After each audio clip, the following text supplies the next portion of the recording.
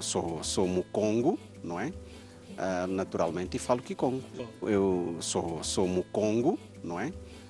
Naturalmente falo Kikongo. Eu sou mucongo, não é? Naturalmente falo Kikongo. Eu sou mucongo, não é? Naturalmente falo Kikongo.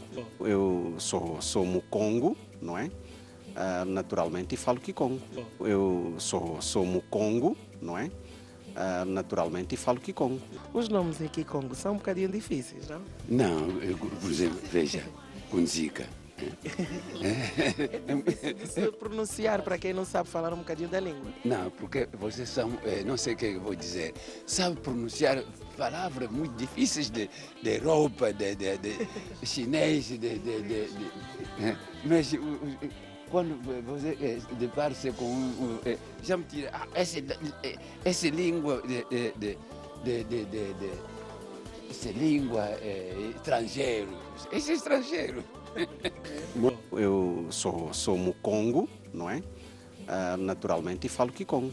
Eu sou mucongo, não é? Naturalmente falo Kikongo.